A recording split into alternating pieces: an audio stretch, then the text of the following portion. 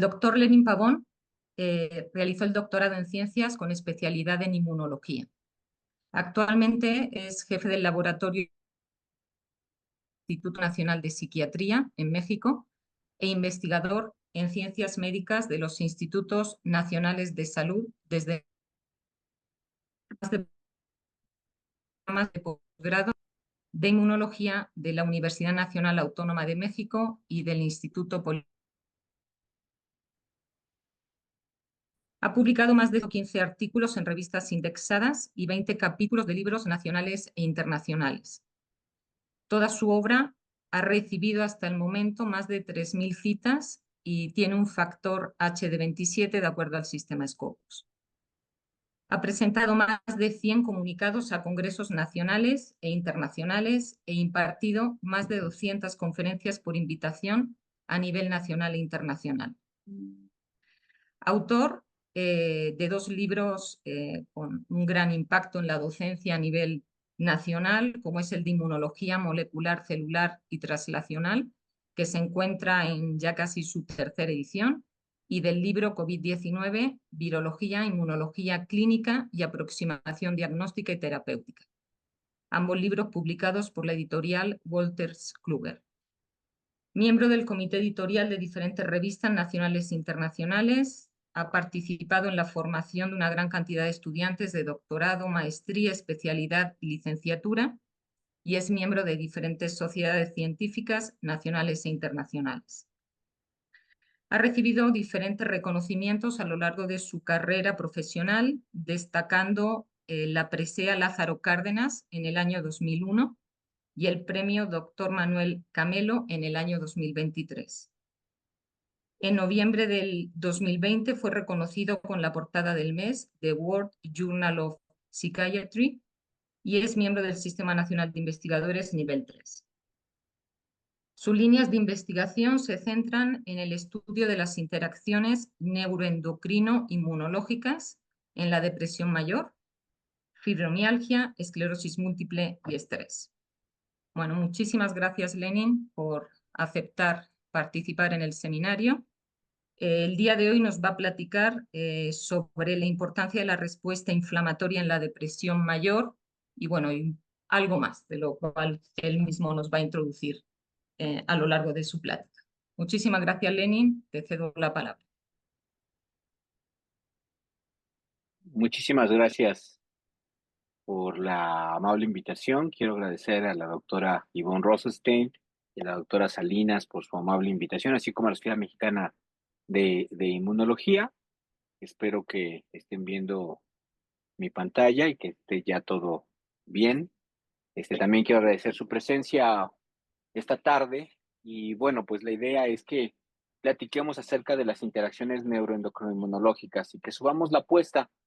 Vamos a platicar de un tema más críptico para iniciados. Vamos a platicar acerca de fibromialgia y vamos a hacer algunas observaciones y puntualizaciones que yo creo que se vuelven de interés. De primera instancia, lo que tenemos que decir es que las interacciones neuroendocrinoinmunológicas es un proceso totalmente fisiológico de parte de que nos permite tener la adaptación a nuestro entorno y que es el mecanismo a través del cual logramos hacer una respuesta fisiológica en consecuencia a la presencia de estímulos estresantes. Y todos nos creemos expertos en estrés y tenemos muchas ideas que no son necesariamente correctas. Y cuando uno empieza a entender lo que es el estrés, se da cuenta que lo que estudia cotidianamente en su actividad cotidiana es la respuesta de estrés y de adaptación que tiene nuestro organismo ante los estímulos del entorno. Básicamente se vuelve bastante interesante que todos conocemos o hemos experimentado los efectos fisiológicos negativos de la respuesta de estrés, pero no nos damos cuenta de aquellos efectos positivos que es la adaptación y la capacidad de contender contra los estímulos de nuestro entorno, tanto los físicos, los biológicos, como pues obviamente los de percepción, ¿no? Pero todos hemos experimentado esa sensación de malestar en el estómago, dolor en la espalda, dolor en el cuello, en los hombros, dolor de cabeza, la falta de apetito, esta sensación de opresión en el pecho. tensión muscular, ¿no? Y en ese sentido, pues por eso creemos que sabemos lo que está pasando en nuestro cuerpo, pero realmente cuando empezamos a analizarlo es un proceso bastante interesante y complejo. De primera instancia, la respuesta que tenemos ante el estrés no es un elemento que suceda de forma constante y cotidiana en nuestro organismo. De hecho, para todo aquello que tenemos capacitación, entrenamiento y experiencias previas exitosas, pues tenemos una serie de elementos a los cuales podemos llamar tranquilamente y con una palabra muy moderna como resiliencia. Y la resiliencia es el conjunto de elementos tanto físicos como psicológicos que nos permiten contender contra los estímulos de nuestro entorno sin tener que sufrir algún tipo de alteración desde el punto de vista fisiológico. Esto es, no tenemos cambios ni numéricos ni funcionales que puedan ser cuantificados, porque tenemos una serie de estrategias que nos permiten adaptarnos, ¿no? Sin embargo, cuando aparecen tareas novedosas o aparecen elementos que están acompañados de una serie de alteraciones funcionales en nuestro cuerpo, como las infecciones, las lesiones o elementos de percepción que nosotros consideramos muy dañinos, entonces nuestro organismo hace una serie de procesos que es lo que vamos a discutir a continuación, que es el uso de las interacciones neuroendocrino-inmunológicas. Uno de los elementos pivotales que nos lleva a tener esta respuesta de activación de las interacciones neuroendocrino-inmunológicas es la respuesta inflamatoria. Cuando las citocinas alcanzan una concentración 10 nanomolar, lo que sucede es que se activa un mecanismo a través del cual el sistema nervioso sensa este cambio inflamatorio, hay un cambio hormonal y en consecuencia hay una comunicación entre el sistema nervioso, endocrino e inmunológico. Y tenemos dos condiciones, que sería lo que sucede en la parte amarilla. Tenemos una condición en la cual esta respuesta de interacción neuroendocrino-inmunológica nos permite contender contra el estímulo y poder resolverlo, y entonces el estímulo tensionante disminuye y nosotros lo que hacemos es que regresamos a la zona verde, donde tenemos nuestra carga alostática y toda la capacidad de resolución de problemas, y regresamos adaptándonos, haciendo que esta zona verde se vuelva mucho más amplia. Y la segunda condición es aquella en donde estamos sometidos a un estímulo tensionante, el cual no podemos resolver por el simple hecho de que exista una comunicación entre el sistema nervioso, endocrino y inmunológico, y que requeramos de hacer procesos, pues obviamente mucho más sofisticados y complejos, y si no podemos resolverlos, entonces entramos en una fase de activación de nuestro organismo que nos lleva a diferentes estadios que vamos a platicar ahorita, pero eventualmente si no lo resolvemos, pues entonces vamos a llegar a una condición en la cual nuestro cuerpo se desgasta, sistema inmunológico, sistema nervioso, sistema endocrino, y entonces nos volvemos susceptibles a desarrollar cuadros de enfermedad para las cuales tenemos pues una predisposición genética y cuyos factores causales se encuentran en nuestro entorno. Entonces, de primera instancia, lo que estamos viendo es que las interacciones neuroendocrinologicas nos permiten contender contra los estímulos tensionantes de nuestro entorno, nos permiten poder resolver el problema y tener una mayor capacidad de manejo, pero si no lo podemos hacer, entonces lo que hace es que nos lleva a una fase de desgaste en la cual podemos enfermarnos de una serie de padecimientos que tienen, pues obviamente, un componente inflamatorio que nos va desgastando. Particularmente, la depresión y la fibromialgia tienen una etiología multifactorial. Hay cambios inflamatorios, hay cambios neuroquímicos, hay cambios hormonales. Y entonces, obviamente, estamos viendo lo que les comentaba, ¿no? Que hay un defecto en el funcionamiento de la comunicación neuroendocrino-inmunológica y que estos cambios, pues eventualmente nos llevan a una desregulación de nuestro funcionamiento de nuestro organismo y nos vuelven susceptibles de desarrollar cuadros, pues obviamente más complejos. Como yo les decía, tenemos una serie de elementos en los cuales estamos hablando de alteraciones entre sistemas nervioso, endocrino, inmunológico, y que el hilo conductor de estos cambios y de esta respuesta, pues es la respuesta inflamatoria. Se vuelve interesante que nosotros, que somos inmunólogos, estudiamos la respuesta inflamatoria, pero a veces no matizamos la intensidad del fenómeno. Y entonces pensamos que siempre que hay citocinas, hay un fenómeno inflamatorio descontrolado o que está generando una comunicación de regulación y que está generando un intercambio de información, pues para generar una serie de respuestas, tanto celulares como humorales. Pero es muy importante poder saber y referirnos de manera adecuada a la concentración de las moléculas inflamatorias para entender la dimensión del cuadro del que estamos hablando. Si la concentración es por debajo del 10 nanomolar, entonces es lo que vemos en nuestros libros cuando estamos estudiando.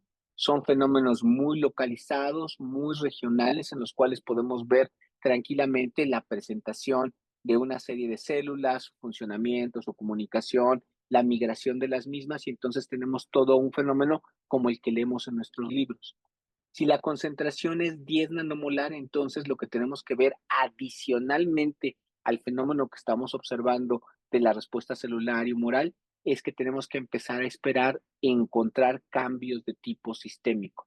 Esto es, empezamos a ver una repercusión sobre el sistema nervioso central, empezamos a ver alteraciones en el funcionamiento hepático, particularmente en la síntesis de proteínas de fase aguda, empezamos a ver una mayor síntesis y reclutamiento de células en la médula ósea, y eso solamente en algunos cambios muy evidentes, pero también hay cambios en las barreras, en la microbiota, etcétera, y que bueno, eso es importante poderlo entender para dimensionar cuál es el efecto sistémico que puede experimentar el paciente como resultado de un cuadro inflamatorio.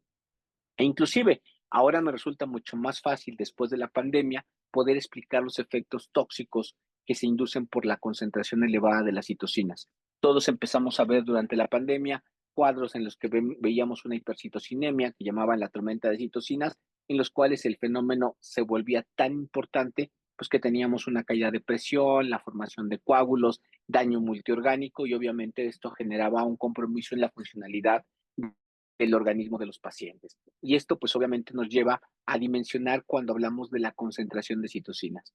Si la concentración es baja, el efecto es sistémico; si la concentración es moderada, 10 nanomolar, entonces empezamos a tener un efecto sistémico que involucra a todo nuestro organismo, y si esta concentración se dispara mucho más allá del 10 nanomolar, entonces empezamos a tener los efectos negativos inducidos por la hipercitocinemia.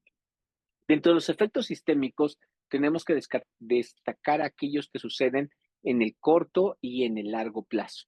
En el corto plazo, cuando estamos sometidos a un elemento tensionante y tenemos que definir qué es ese elemento tensionante, y tenemos que declarar que son las infecciones, las lesiones quirúrgicas o traumáticas, infecciones por bacterias, virus, hongos o parásitos, las lesiones quirúrgicas o traumáticas, o la percepción que tenemos de nuestro entorno si este fenómeno sucede de una manera en la cual se pueda liberar una concentración de molar.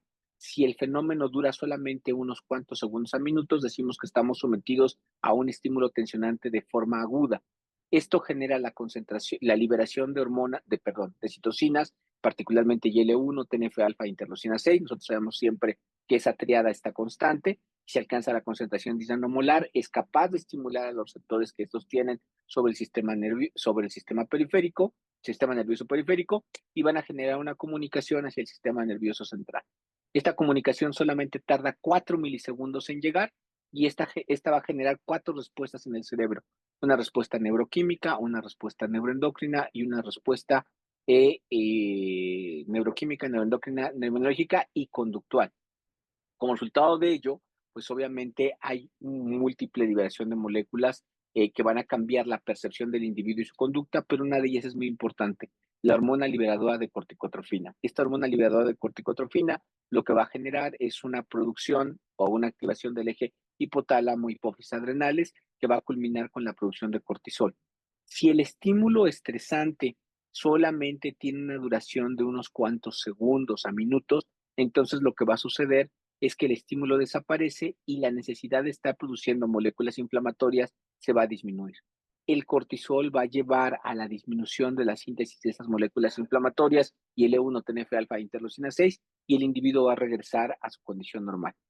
Aunque hay un pequeño momento en el cual hay una concentración elevada, particularmente de TNF-alfa y de glucorticoides, estimulando las regiones cerebrales, particularmente el hipocampo y el hipotálamo.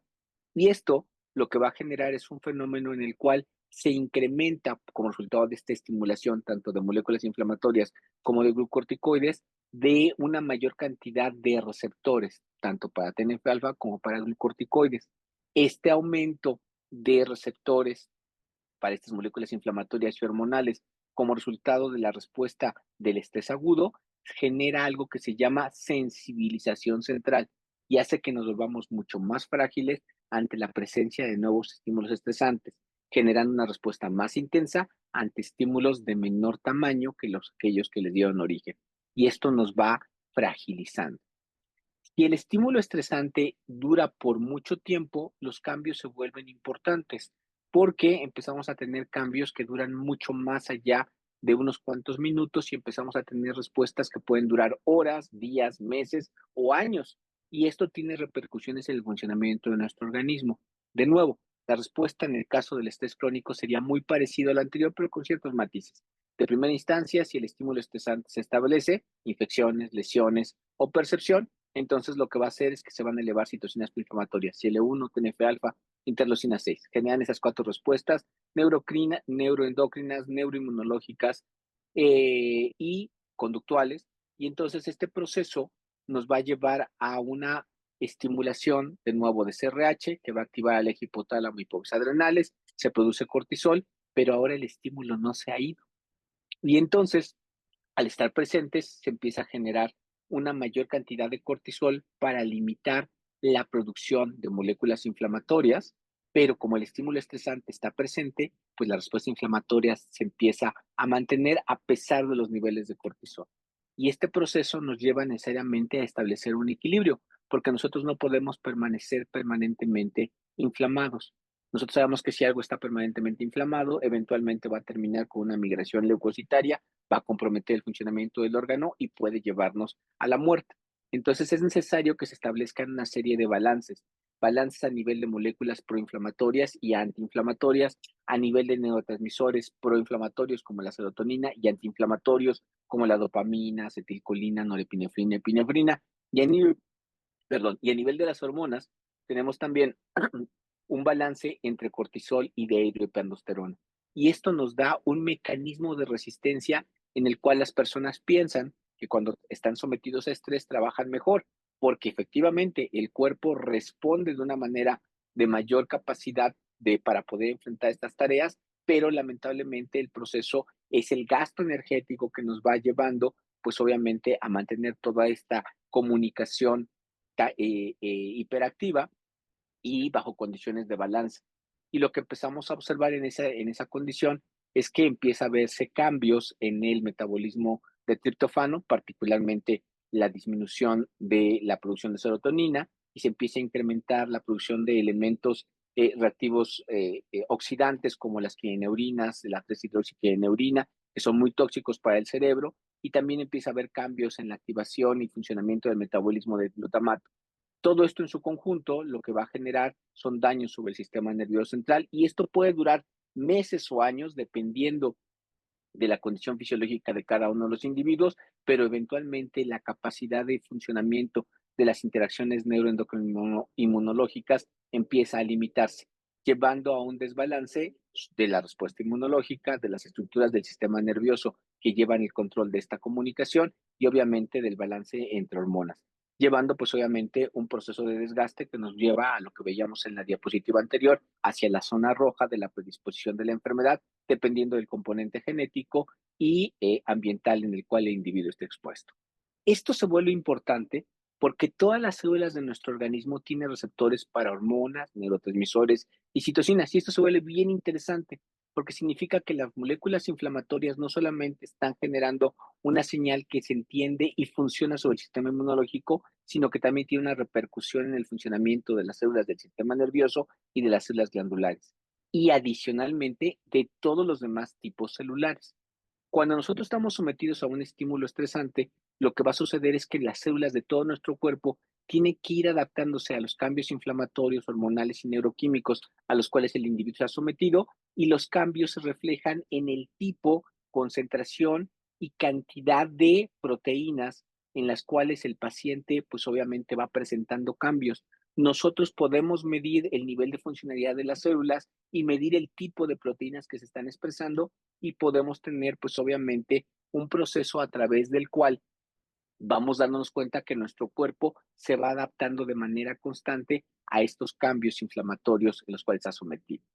Interesantemente, las células del sistema nervioso, las neuronas, tanto periféricas como centrales, tienen una serie de receptores que no solamente están sensando la estimulación inflamatoria, sino que también son capaces de sensar moléculas provenientes de bacterias, virus, hongos, parásitos, proteínas de choque térmico inducidas por la destrucción de células o por la apoptosis o por una serie de cambios fisiológicos, y este proceso le está permitiendo al sistema nervioso estar sensando constantemente lo que está pasando en nuestro cuerpo y modulando la intensidad de la respuesta inflamatoria.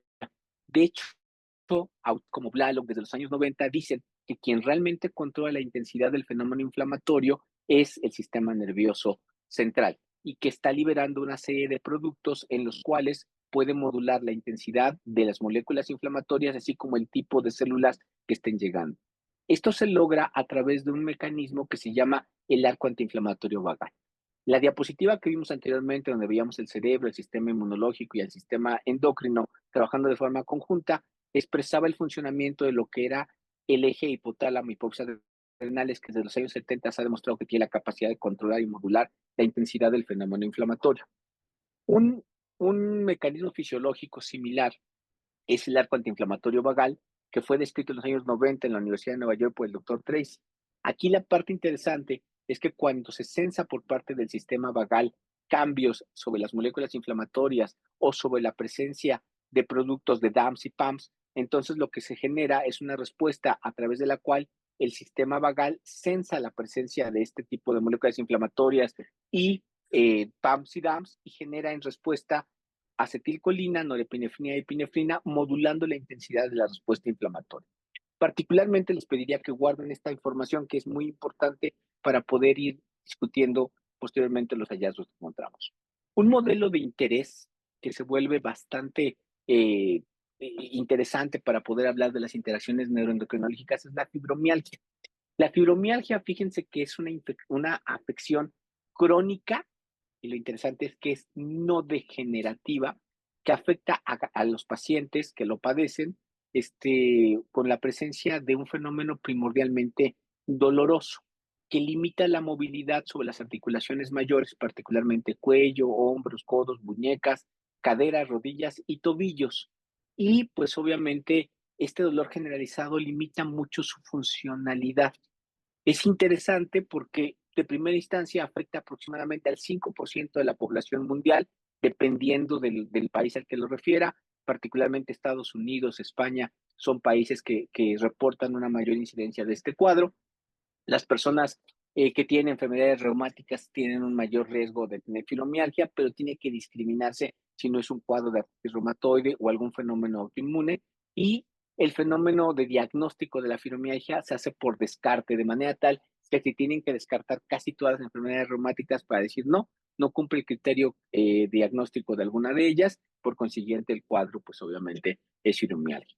Afecta primordialmente mujeres, no es una enfermedad inflamatoria o autoinmune, aunque voy a presentarles algunas diapositivas que muestran alguna controversia en base a este criterio de la American College of Rheumatology, y se sugiere que el sistema nervioso se encuentra involucrado, pero yo diría que también el nervioso, el endocrino y el inmunológico. Sustancias químicas del cerebro, particularmente los neurotransmisores como la serotonina, norepinefrina, se encuentran desequilibrados, ahorita les voy a explicar cómo, y la fibromialgia puede causar primordialmente desde el punto de vista clínico fatiga, insomnio, problemas del estado del ánimo como ansiedad o estrés.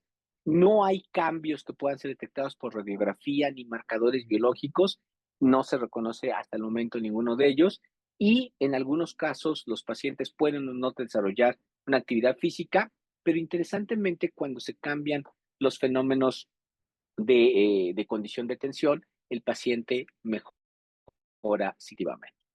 Ya veíamos previamente que cuando nosotros nos estresamos, lo primero que sucede es que se van a elevar las citocinas proinflamatorias, L1, TNF-alfa, interleucina 6. Y yo les decía que 4 milisegundos después, lo que va a suceder es que se va a activar el eje hipotálamo hipófisis adrenales, particularmente generando una respuesta neuroendocrina, produciendo CRH. Este CRH va a producir ACTH y este ACTH eventualmente va a llegar a las glándulas adrenales para que se produzca cortisol y que esto va a limitar la intensidad del cuadro inflamatorio, estableciendo pues obviamente un balance neuroendocrinológico a nivel inflamatorio, a nivel neuroquímico y a nivel hormonal, que nos permite funcionar ante la presencia de estímulos estresantes. Algo que se ha descrito es que los pacientes con fibromialgia, cuando se estresan, también producen IL-1, TNF-alfa e interleucina 6, pero no logran generar CRH 4 milisegundos después, sino que lo hacen varias horas después. generando lo que veíamos, que las moléculas inflamatorias empiecen a acumularse, primordialmente las citocinas y el E1, TNF-alfa e interleucina 6, siendo la interleucina 6 un elemento muy interesante sobre el cual vamos a estar platicando, en el cual pues obviamente se generan los efectos negativos a través de la interacción de la interleucina 6 con las moléculas, con las células del sistema nervioso periférico, y ahorita vamos a discutir. La parte interesante es que la fibromialgia, pues es una enfermedad crónica, como ya lo veíamos, afecta a múltiples zonas en el cuerpo, generando mucho dolor. Ya les decía que son las articulaciones mayores. Se considera que hay entre 400,000 y 1,200,000 personas en países como España. Este dato se vuelve importante porque nosotros tenemos un componente hereditario muy significativo de la población española, y también en México se sabe que hay mucha incidencia de fibromialgia, pero no sabemos con exactitud cuántos son los pacientes que se encuentran afectados. En tanto que Estados Unidos, obviamente recordemos que ellos tienen aproximadamente 300 millones de personas, hay 5 millones de pacientes diagnosticados. No sabemos qué pasa en México. ¿Cuáles son los síntomas de la fibromialgia? Bueno, son diferentes para cada persona, pero el factor común es la presencia de dolor. Hay mucha fatiga, muchos problemas de sueño también son comunes, y los pacientes, hace 25 años que yo empecé a estudiar esto, decían que lo peor que le podía pasar a un paciente con fibromialgia era estar deprimido. Hoy sabemos que todos los pacientes con fibromialgia cursan con depresión, y que obviamente uno de los elementos que están desatando la depresión no solamente es la condición de la limitación de la actividad física del paciente, sino que hay un cuadro inflamatorio muy importante, particularmente la interleucina 6. Los pacientes con fibromialgia, y aquí es una parte que les pido también que tomen nota porque esto se vuelve bien interesante y vamos a discutirlo al final del seminario, tienen problemas en cuanto a la memoria, el pensamiento, y se dice que tienen un brain fog, la niebla mental, esta de la carta que tanto se ha hablado en el long COVID. Ellos obviamente experimentan depresión y ansiedad, hay un componente inflamatorio, un cambio hormonal y un cambio neuroquímico, pero se lo explica muy bien, particularmente la interleucina 6, la producción de óxido nítrico y otros reactivos intermedios del oxígeno directamente en el cerebro, explican por qué hay migrañas y dolor de cabeza tensionales, y obviamente, pues al tener alteraciones en los niveles de serotonina, pues explica que haya cambios en el proceso digestivo, pueden tener o no un síndrome de intestino irritable y problemas, pues obviamente de gastritis, ahí particularmente inducidos por la acidez estomacal. Pueden o no tener vejiga irritable o hiperactiva, están acompañados de dolor pélvico, bruxismo, que es el dolor mandibular, y aunque utilicen rayos X o pruebas de laboratorio, no hay elementos que lo permitan controlar adecuadamente. Adicionalmente, lo que vamos a ver también es que cuando se controla la tensión, el estímulo tensionante que el paciente está experimentando, esto es el estrés con el que aplicábamos en la primera diapositiva, los síntomas obviamente se van disminuyendo. Sabemos que productos como la gabapentina disminuyen el fenómeno doloroso acompañado del manejo con antidepresivos, y en algunos casos o no la presencia de tramadol. Pero en todos los casos lo que observamos es que el uso de antidepresivos y el uso de elementos como la gabapentina pues son útiles para poder utilizar como elementos terapéuticos. Pero la parte más importante es invitar a que estos pacientes tengan terapia para que disminuya la tensión, y cuando disminuye la tensión nosotros sabemos que lo que va a disminuir es intensidad del cuadro inflamatorio, y en consecuencia toda la estimulación neuroquímica y hormonal también se va a ver limitada. ¿Qué causa la fibromialgia en el año 2024? Sabemos qué causa la fibromialgia y la respuesta es no, y es verdaderamente preocupante. Ustedes pueden entrar a la página de la Asociación Americana de Fibromialgia y se van a dar cuenta que hay unos reclamos impresionantes a la comunidad médica y científica porque no se avanza lo suficientemente rápido ni con suficiente prontitud para poder explicar y encontrar un tratamiento para la fibromialgia. Lo interesante es que a pesar de que el cuadro inflamatorio en la fibromialgia es muy evidente por la cantidad de información que se genera de la investigación del mismo, no es un elemento que se considere de una manera significativa, dado que no hay daños o cambios que puedan identificarse. Cuando uno revisa la literatura se da cuenta que existen moléculas que son presentes, que tienen cambios muy significativos en los pacientes con fibromialgia. Pero particularmente, si ustedes se dan cuenta y empiezan a hacer una revisión, se van a dar cuenta que hay cambios, particularmente en IL-1, TNF-alfa y IL-6, y en algunas quimiosinas, y esta parte se vuelve interesante. Hace algunos años, investigando en población española, particularmente con apoyo y ayuda del doctor Manuel Saraza, que en paz descanse, pudimos investigar a pacientes diagnosticados recientemente con fibromialgia y compararlo contra sus pacientes, contra sus familiares que no tenían un diagnóstico establecido. No había cambios en cuanto a la edad ni en el índice de masa corporal, pero la parte interesante es que estos pacientes tenían una disminución de TNF-alfa, no se detectó interleucina 90, pero los niveles de interleucina 6 se iban hasta el cielo. Si ustedes se dan cuenta, los niveles en los voluntarios sanos andaban alrededor de 0.92 más menos 0.32, los niveles normales de interleucina 6 en un individuo sano andan alrededor entre 0 y 1, y ahorita vamos a platicar de estas particularidades que tiene esta molécula, pero los pacientes con fibromialgia tenían concentraciones alrededor y mayores de 16 picogramos por mililitro. A lo mejor cuando uno no dimensiona qué hace la interleucina 6 en el cuerpo de los pacientes, no entiende cuál es el significado biológico de estos números. Pero cuando ustedes hacen una actividad física intensa, sus niveles de interleucina 6 pueden llegar desde 0 hasta 100 picogramos por mililitro. Esto no necesariamente es malo, es resultado del esfuerzo que están haciendo con sus músculos. De hecho, la principal fuente de producción de interleucina 6 en nuestro cuerpo son los músculos. La gente que hace medicina del deporte hace un chiste, espero que ustedes entiendan, y dicen que la interleucina 6 debería ser una miocina, porque es una interleucina producida primordialmente por el músculo. El punto es que este incremento de moléculas inflamatorias en el cuerpo cuando se hace actividad física, lo que genera son mecanismos de compensación que generan pues un proceso de desinflamación como resultado de la actividad física. Se elevan las moléculas inflamatorias y hay que disminuirlas. Y entonces la disminución es sistémica y uno se desinflama de manera general cuando pues tiene este proceso de actividad física de manera posterior. Por eso la actividad física es tan recomendada por los médicos y mejora la condición inflamatoria en todos los aspectos. Pero en el caso de los pacientes con fibromialgia, bueno, cuando ustedes tienen una actividad física y no están acostumbrados a ella, lo que van a sentir al otro día es una molestia de un dolor frío, ardoroso, que limita su movilidad. Eso es lo que sienten los pacientes con fibromialgia. Ustedes lo van expresando después de tener una actividad física muy intensa, pero los pacientes con fibromialgia lo hacen de una manera permanente, 24 horas al día, 365 días al año.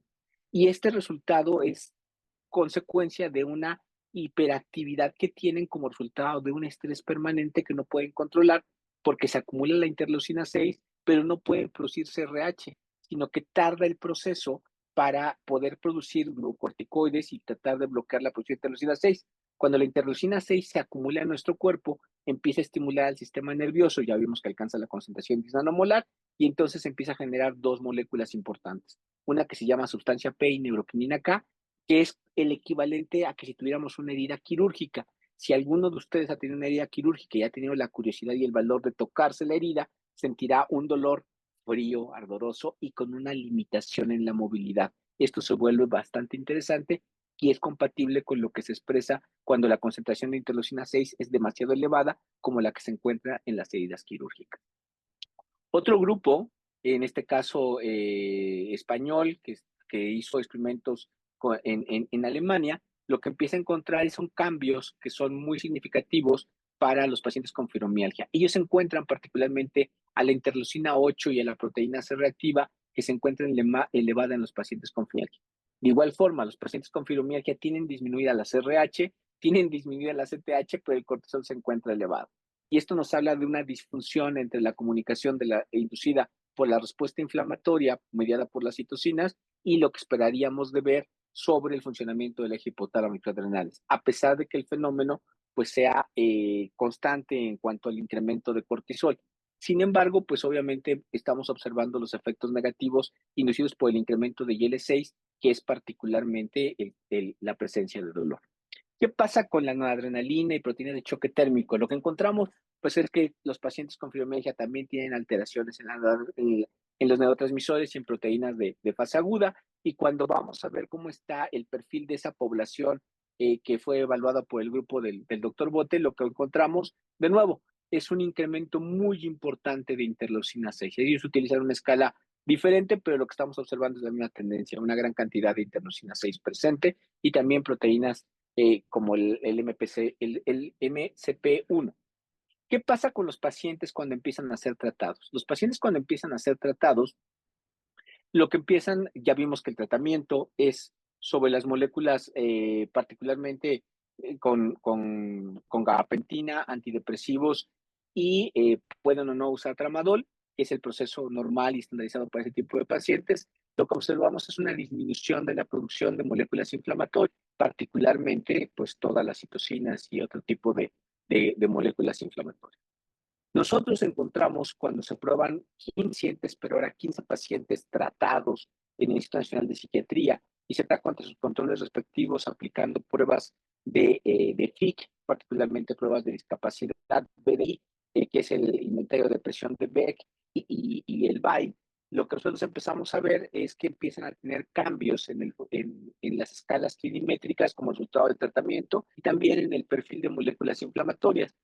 Pero a pesar de que el paciente ha estado con estas terapias de antidepresivos, las gabapentinas, realmente o no opioides, bueno, pues puede encontrarse una mejoría, pero hay dos moléculas que se mantienen elevadas. La interleucina 6, que sigue siendo mucho más elevada en los pacientes a pesar del tratamiento, y la interleucina 8, que se vuelve importante de considerar debido a que la interleucina 8 es una molécula pequeñita, una quimiosina, que puede interaccionar con los receptores beta adrenérgicos, generando pues los síntomas de disautonomía que se observa en estos pacientes. Aparentemente, este incremento sostenido de interleucina 8 puede estar generando o explicando parcialmente los mareos, la pérdida de fuerza que tienen estos pacientes, que son acompañados también con cambios en el ritmo cardíaco y dicen que eso es debido a la interacción que tiene con los receptores beta adrenérgicos. Estos, eh, estos cambios tienen una correlación específica, particularmente con la interleucina 6, y se vuelve bastante interesante darse cuenta que tanto interleucina 6 como interleucina 8 tienen una asociación directa con los cambios clínicos que se encuentran en la discapacidad física, en la ansiedad y en la depresión que experimentan los pacientes con fibromialgia. Y los valores de correlación pues son bastante interesantes, son de 0.8 y de 0.9, particularmente en el caso de la interleucina 6, lo cual estamos viendo que esta molécula se vuelve muy importante de considerar. Cuando nosotros estudiamos a los pacientes con fibromialgia y les obtenemos suero y preguntamos qué tiene ese suero, a pesar de que los criterios de la American College of Rheumatology dicen que estos pacientes no tienen un componente autoinmune, encontramos que en algunos de estos pacientes hay anticuerpos que pueden reconocer estructuras anatómicas en el cerebro de los ratones, particularmente en una estructura que se llama el puente, y que generan una tinción de tipo periférica, que están reconociendo alguna estructura en el sistema nervioso central y que creemos que pudiera estar asociado con las manifestaciones de dolor. Nos damos cuenta que no todos los pacientes con fibromialgia tienen el mismo comportamiento.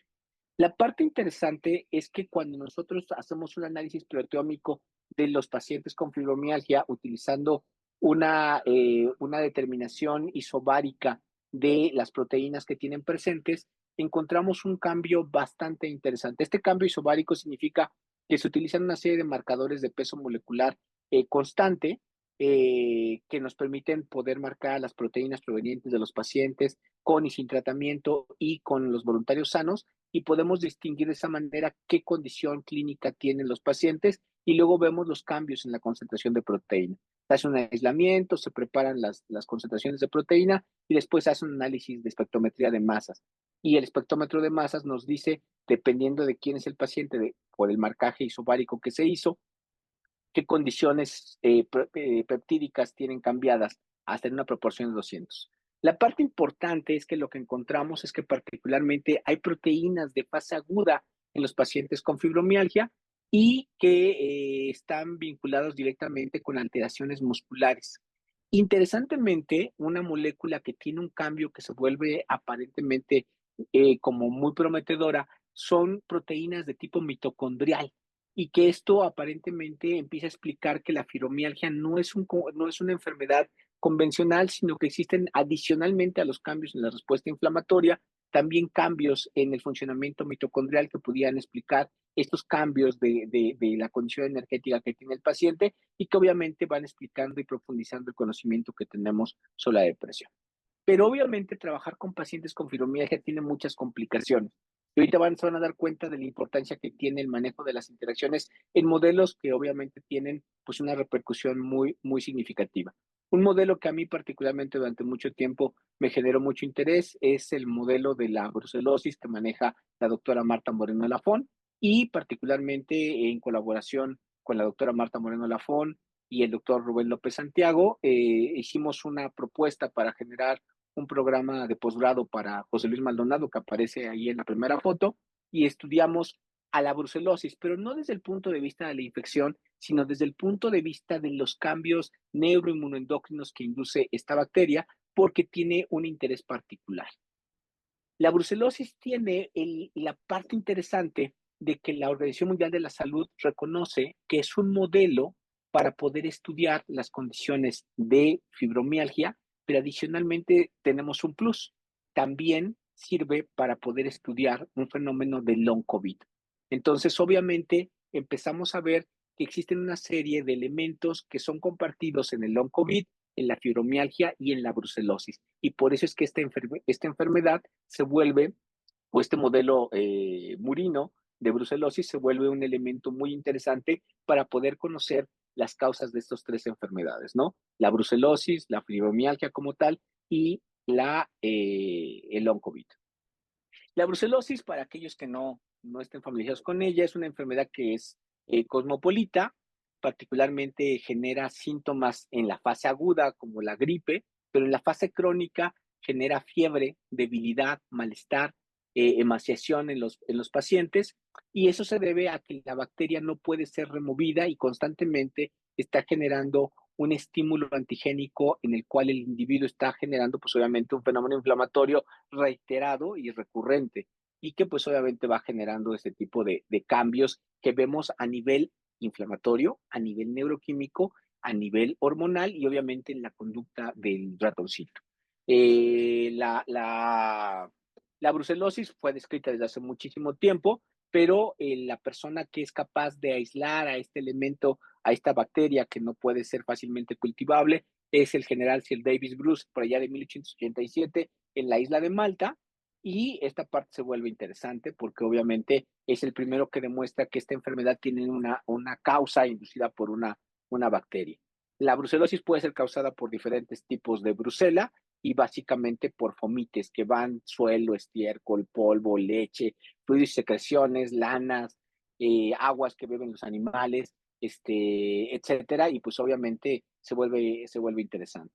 Esta bacteria puede ingresar en el organismo y tiene algunas células sobre las cuales son sus nichos, como los macrófagos, las células del sistema inmunológico, otros que son sus reservorios, que pueden ser literalmente cualquier tipo de célula, es un intracelular obligado y particularmente los reservorios son primordialmente animales de vida silvestre y de ganado, y eventualmente nosotros como resultado de la interacción con esos animales o sus fluidos o sus derivados adquirimos la infección.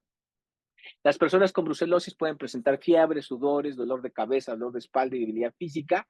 Y obviamente en casos graves la bacteria puede afectar al sistema nervioso y generar un fenómeno de endocarditis y también puede causar pues obviamente síntomas duraderos como fiebres recurrentes, dolor articular y fatiga. Y los síntomas aparecen desde los 5 días y hasta los 60 días después de la exposición. El problema es que no existe un tratamiento suficientemente efectivo. Se utilizan tratamientos combinados de doxiciclina, rifampicina, y que pues a pesar del uso de estos antibióticos y el tratamiento muy largo, pues no son suficientes para lograr la remoción de este cuadro.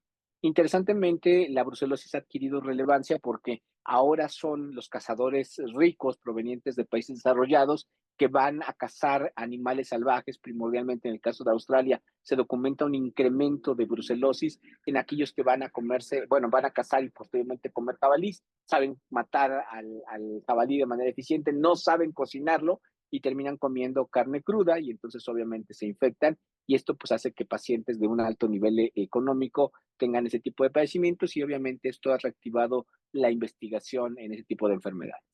La pregunta que nos hicimos junto con la doctora Marta Moreno Lafón es, ¿existen cambios más allá del fenómeno inflamatorio inducido por una infección crónica de brucelosis? Y pues para ello ellos tienen un modelo en el cual toman 1 millón de Bruselas, Brucella abortus 2308, las cuantifican, demuestran que están vivas y entonces las colocan de manera intraperitoneal.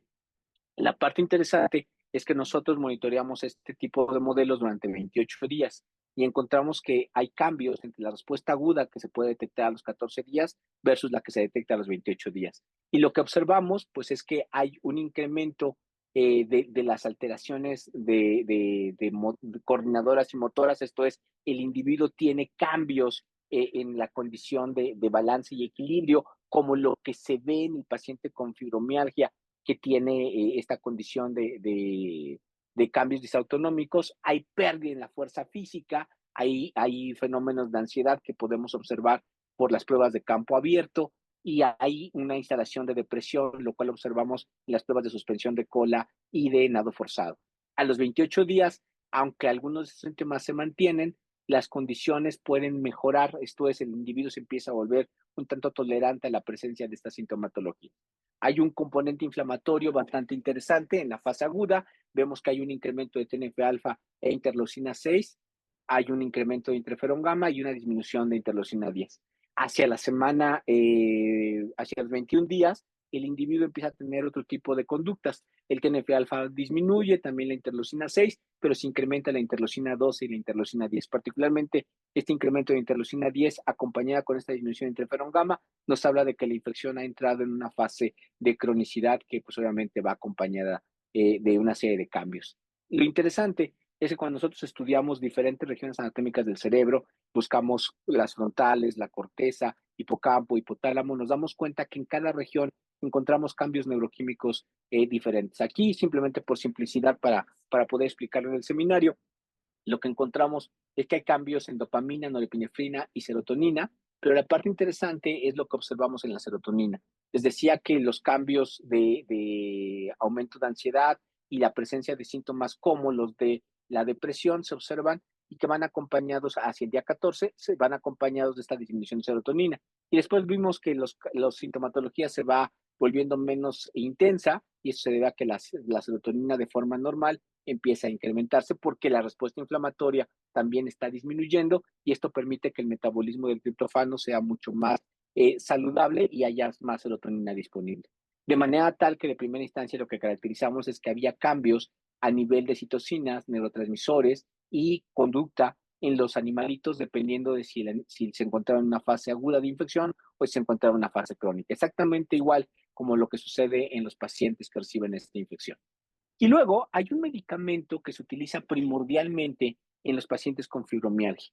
La pregunta es para estos pacientes, ¿por qué no les sirve un inhibidor selectivo de recaptura de serotonina o por qué no sirve un antidepresivo dual, que son los elementos más modernos? Sino que para los pacientes con fibromialgia se utiliza particularmente un inhibidor de la MAO oxidasa, que es la imipramina. Y en este caso se observa que en los pacientes con fibromialgia genera una sintomatología, genera un efecto farmacológico, además de la eliminación de la depresión, de una serie de disminución de fenómenos dolorosos. Y eso de primera instancia, pues obviamente nos llama la atención. Para ello, pues obviamente se hace el mismo modelo de infección que les comenté anteriormente y hacia el día 8 posterior de la infección se inicia la administración de imipramina en una dosis equivalente a lo que se recibiría un humano de 1,70 con 70 kilos de peso. Se hace el ajuste por peso para los animalitos y se hace la comparación de la administración de imipramina sola, imipramina en animales infectados y se compara contra los animales infectados. Y de nuevo vemos que la administración de imipramina pues empieza a generar pues de manera farmacológica un incremento de la serotonina y empezamos a ver cambios de ansiedad que se observan en el campo abierto. Vemos una mejoría en la condición de la respuesta tipo depresiva que se observa en sus pacientes, en esos ratoncitos, que se observa en la suspensión de cola y en el nado forzado y va acompañado de un incremento de serotonina, la cual no se mantiene a pesar del consumo del fármaco y hacia el día 28, pues esta serotonina disminuye y no se logra totalmente una recuperación ni de la ansiedad ni de la depresión, pero el individuo mejora de una manera significativa desde el punto de vista estadístico. Lo que nos llama mucho la atención es que se mejoran mucho la parte de estos cambios de tipo disautonómicos de los que platicábamos, que estaban mareados y tenían una desregulación en el balance de la marcha que tenían los animalitos, se mejora por el consumo de la imipramina y también la fuerza física se empieza a incrementar.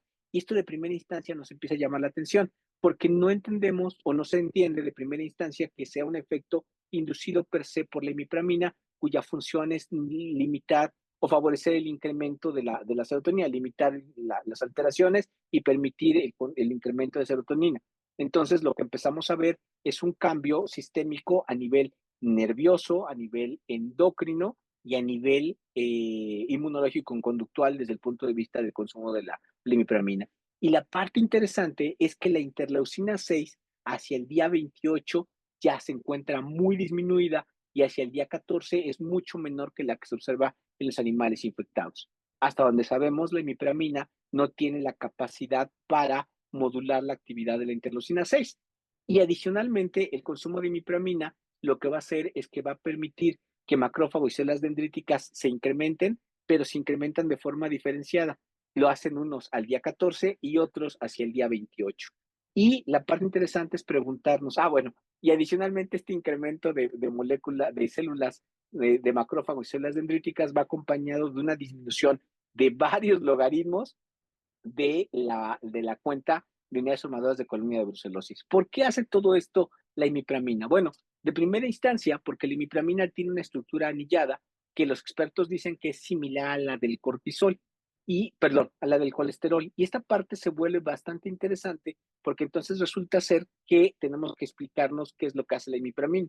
La imipramina en estos pacientes lo que va a lograr es que de primera instancia en su consumo se empiece a colocar dentro de las membranas celulares como la que hace el colesterol y lo hace primordialmente en las membranas de los macrófagos y las células dendríticas y esto hace que las basas lipídicas se estabilicen, permitiendo que esto genere pues un fenómeno de activación más eficiente de macrófagos y células dendríticas. Afortunadamente es diferenciado entre 14 y 28 días, logrando una fagocitosis mucho más efectiva, una remoción de las bacterias, pero interesantemente la imipramina hace un cambio adicional.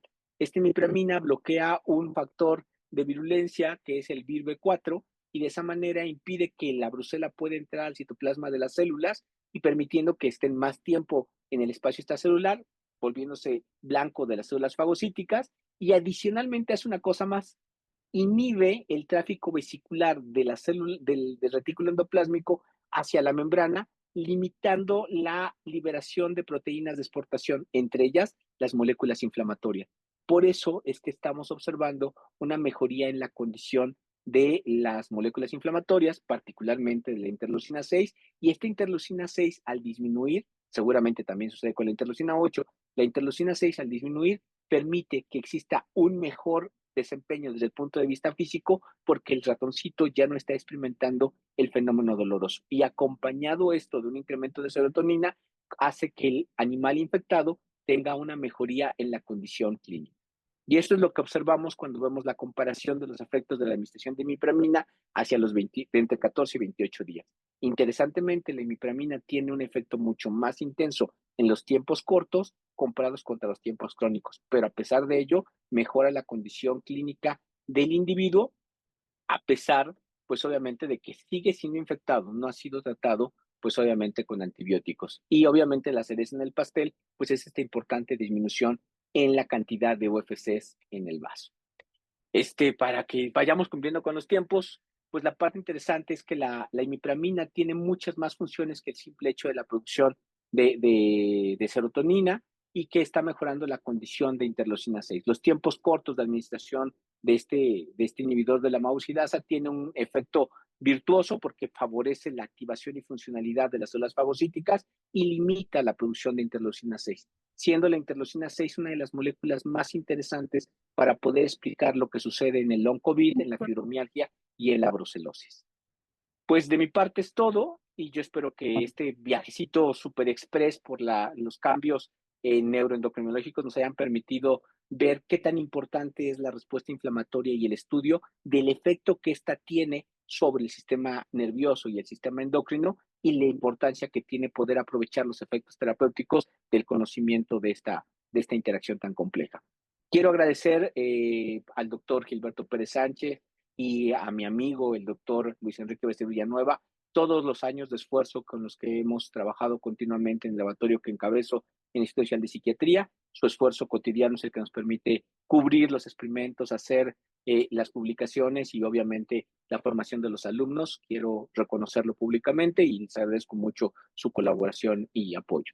Si este tipo de investigación les interesa, bueno, los invito a que vean el libro doctor Moisés Bauer, de inmunopsiquiatría, publicado por Oxford. Es un tema bastante interesante que demuestra que los cambios conductuales tienen una asociación muy importante con el fenómeno inflamatorio. Si les interesa estudiar un poco más acerca de las interacciones neuroendocrinológicas, los invito a que revisen el capítulo 16 del libro que edito y particularmente, pues como primicia, quiero comentarles, como decía la doctora Eva, que estamos casi en la tercera edición. La tercera edición ya estará disponible a la venta y pues obviamente tiene a muchísimos inmunólogos mexicanos y de otros 5 países, tanto de Europa como de América del Norte y América del Sur, entre sus autores de los diferentes capítulos que los constituyen, el próximo 30 de noviembre en la Feria Internacional del Libro en Guadalajara.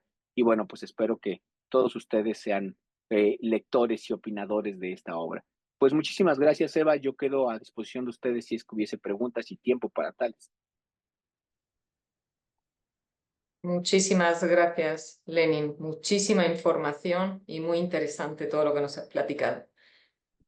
Pues los invito a, si alguno tiene alguna pregunta, alguna inquietud, puede levantar su mano, encender su cámara, hacerle la pregunta directamente al doctor Pavón, o bien la pueden escribir directamente en el chat y la leemos.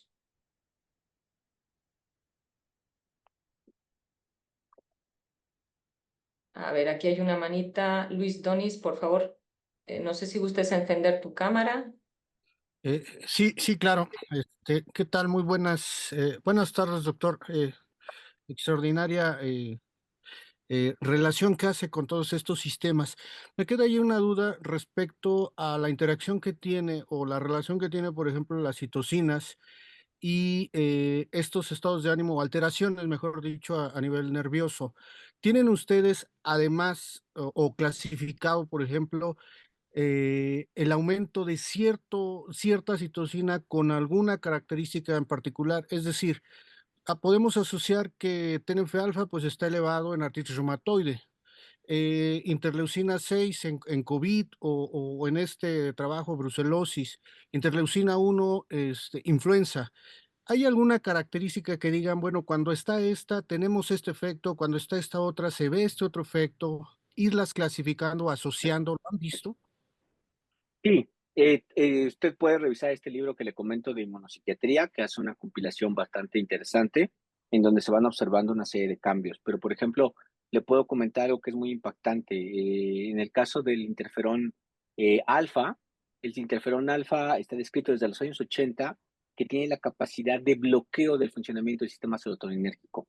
Y entonces, cuando se tiene una condición infecciosa, por ejemplo, en el caso del COVID, donde el interferón alfa y el interferón beta tienen un balance importante en la predicción de la condición de gravedad que va a tener la infección, se vuelve importante porque usted recordará que los pacientes con COVID todos cursan con un componente ansioso, inclusive si tienen alguna condición psiquiátrica se puede exacerbar de una forma muy importante. El interferón alfa es una molécula bastante importante porque es capaz de inducir cuadros como los de la depresión en cuestión de días o semanas y se vuelve muy relevante actualmente porque actualmente la parte del suicidio se vuelve muy significativa y es un elemento, una necesidad de estudio. Y el interferón alfa es una condición que puede desencadenar un elemento de predisposición a una actividad tan impulsiva como el suicidio. Y, por ejemplo, un elemento que puede ser más amable es la condición de interleucina 4. Resulta ser que hay elementos en los cuales la interleucina 4 nos habla de la inteligencia que tiene un individuo, ¿sí? Debido a que hay linfocitos T instalados directamente sobre la barrera hematoencefálica productores de interleucina 4. Si usted tiene una buena producción de interleucina 4 en la parte de líquido cefalorraquídeo, usted tiene una capacidad de aprendizaje, manejo de información bastante significativa. Y si no lo tiene, pues entonces la capacidad de aprendizaje, memoria de esas, de las tablas de multiplicar y de las letras y de los idiomas, se ve limitado. Entonces, nos habla de la importancia que tiene estudiar con mayor detalle los efectos fisiológicos de la interleucina 4, de interferón, etcétera. Pero ojo, a mí me gustaría puntualizar mucho esto, lo traté de hacer durante la presentación. Las concentraciones a las cuales las citocinas logran estos efectos de neurogénesis, de memoria, de afectación, son concentraciones verdaderamente bajitas. Y tenemos efectos tóxicos inducidos por las concentraciones tan importantes como las que platicaba de interferón alfa en condiciones infecciosas. Entonces, siempre que vean un efecto interesante de las citocinas, hay que poderlo tasar en cuanto a la concentración y la región anatómica en la que se encuentre, porque de eso depende el efecto y la función. Ok, muchísimas gracias, doctor. Gracias por la pregunta, Luis. Voy a leer algunas de las preguntas que están poniendo en el chat. Eliazar Ramírez pregunta que cuál es la importancia de la microglía en la regulación de la respuesta neuroendocrina, que cuál sería su participación en los desórdenes neuropsiquiátricos, ya que la microglía es una célula que participa en la neuroinflamación. Qué buena pregunta la de Eliazar Ramírez, porque fíjate que es muy interesante entender que la microglia tiene, como le decía hace un momento a Luis, una serie de funciones de protección del sistema nervioso y que la concentración a las cuales, por ejemplo, están produciendo moléculas inflamatorias es una concentración por debajo de 10 nanomolar. Cuando existe un compromiso estructural, por ejemplo, por lesiones o infecciones dentro del cerebro, estas microglias pueden ser sobreestimuladas y entonces adquirir una función como la de macrófago. Y funcionan exactamente igual que un macrófago o una célula dendrítica. Pero la parte interesante es que toda aquella microglia que se convierte en una célula fagocítica ya no puede regresar a la microglia. Por eso es tan importante mantener estos cuadros inflamatorios lejos del cerebro, porque entonces estas células fagocíticas pueden involucrarse en fenómenos de daño y destrucción celular. Entonces, cuando vemos las posiciones positivas de la microglia es cuando estamos hablando de concentraciones pequeñas de la respuesta inflamatoria, de moléculas inflamatorias y de una estructura en la cual la microglia funciona como tal, como célula de microglia. Si no hablamos de un fenómeno inflamatorio mucho más intenso, la microglia se convierte en célula fagocítica, actúa como tal, como célula fagocítica, pero ya no puede volver a regresar una vez que ha hecho este cambio. Okay, muchas gracias, Lenin. Otra pregunta de Margarita López Martínez. Ella pregunta que por qué no son útiles los antidepresivos de doble vía para el tratamiento de la fibromialgia. Pues espero que la presentación le haya mostrado por qué. De primera instancia, la imipramina lo que está haciendo es que está interfiriendo en la cantidad de moléculas inflamatorias que son liberadas, cosa que no logran los otros antidepresivos. Está bloqueando la migración de la síntesis de proteínas que van desde el retículo endoplásmico hacia la membrana y no son exportables. Entonces, de esa manera, está disminuyendo los niveles de moléculas inflamatorias que están sobreestimulando el fenómeno doloroso del paciente y de esa manera está generando un efecto pues de limitación de la sintomatología que caracteriza la fibromialgia. Por eso es que es mucho más poderoso estos antidepresivos viejitos que los duales o los selectivos. Gracias. Tenemos otra pregunta de Diana Gabriela Garnica. Su pregunta es si sabe cómo se puede diagnosticar la fibromialgia, si hay algún tipo de estudio que se pueda realizar y si se llega a confundir con el hipotiroidismo y si es así, cómo se podría diferenciar. De primera instancia, como les decía, el paciente con fibromialgia va a llegar con un reumatólogo porque va a presentar dolor idiopático, o sea, no sabe cuál, totalmente inespecífico, pero va a estar afectada primordialmente el funcionamiento de los arcos de las articulaciones mayores. Entonces, de primera instancia se empiezan a hacer pruebas para descartar fenómenos autoinmunes, luego fenómenos infecciosos que puedan ser compatibles con la artritis reumatoide. Hay otro tipo de elementos, inclusive dermatológicos, como la psoriasis, que puede generar una psoriasis con un componente reumático. y van eliminando una por una.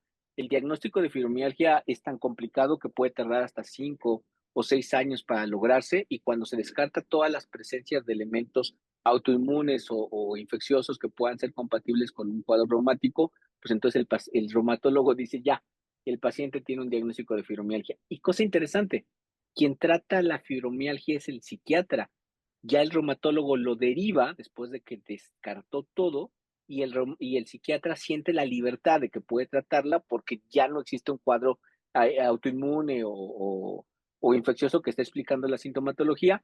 Y el Instituto Nacional de Psiquiatría, en la sección encabezada por la doctora Daniela Mendieta y la doctora Barrera, Isabel Barrera, tienen ya un protocolo para el manejo de pacientes con fibromialgia. Y el protocolo es muy estandarizado, se refiere a, pues obviamente al uso de gabapentina, antidepresivos, escogiendo primordialmente estos, si es que el paciente los tolera, me refiero a los inhibidores de la MAO oxidasa, y que obviamente pueden ir o no acompañado de opioides, y entonces eso va mejorando al paciente. Actualmente pues, hay estudios mucho más intensos en los cuales sabemos que el paciente no solamente sigue lo indicado por los médicos tratantes, sino que adicionalmente toma otro tipo de tratamientos. En todos los casos se observa que no hay una mejoría real, y por el contrario hay una disminución del efecto terapéutico de los esquemas que se consideran que son los adecuados para tratarlos. Realmente la historia del paciente con fibromialgia es muy complicada, pero bueno, pues esa es la maniobra que se realiza, y es un diagnóstico por descarte. No existe un marcador biológico y no existe un elemento o un estudio hasta el momento que permita identificar un elemento patognómico de esta enfermedad para acelerar el diagnóstico. Muchas gracias. Tenemos más preguntas. Laura Córdoba, bueno, lo felicita por el trabajo y dice que cuál sería su idea acerca del comportamiento hormonal femenino en la fibromialgia. Ella conoce a nivel personal varias mujeres que después de periodos de situaciones de estrés crónico sostenido desarrollan fibromialgia o otras enfermedades como artritis.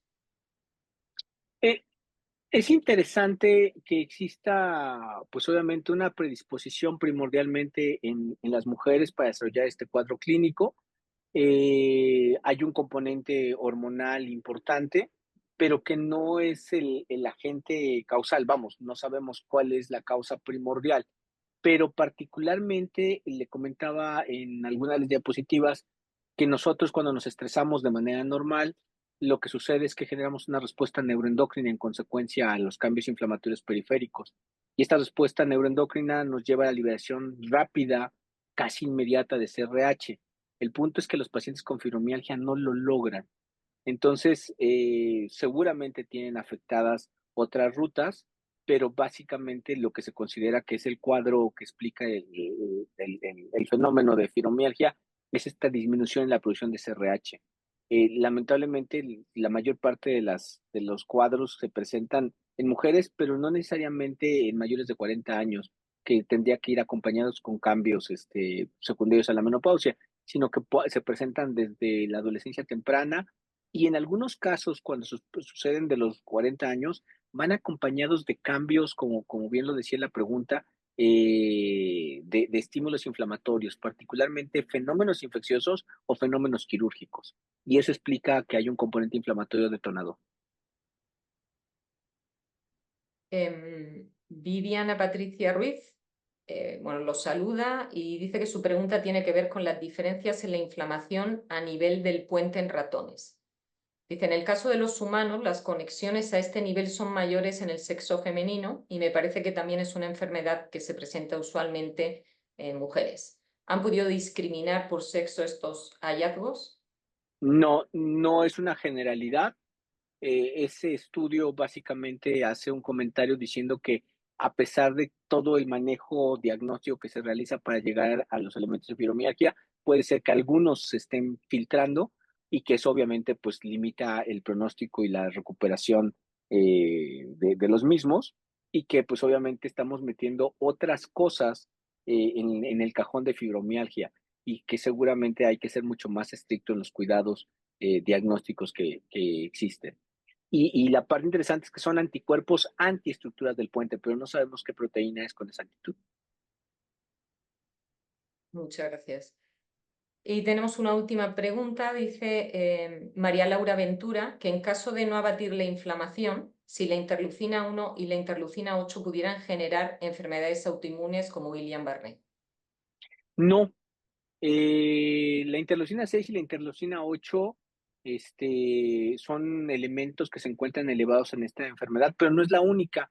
Por ejemplo, el long COVID está causando también este tipo de elevaciones y genera síntomas como los de la fibromialgia o como los de la brucelosis. De hecho, hay personas que dicen que lo que realmente están viendo en esas tres condiciones y que está muy claro en el caso del COVID porque se ha demostrado experimentalmente, sino que son flares, o sea, se reactiva, no se elimina, no se hace una erradicación estéril del agente infeccioso y que entonces se liberan fuentes antigénicas por pulsos y entonces esos pulsos son los que conllevan a esta elevación de IL-6 y IL-8 y lo que pasa es que la interacción de estas moléculas inflamatorias con el sistema nervioso es el que genera los fenómenos dolorosos, los fenómenos disautonómicos y todas las molestias que van acompañadas de los pacientes. Entonces, básicamente no se genera un Guillain-Barré.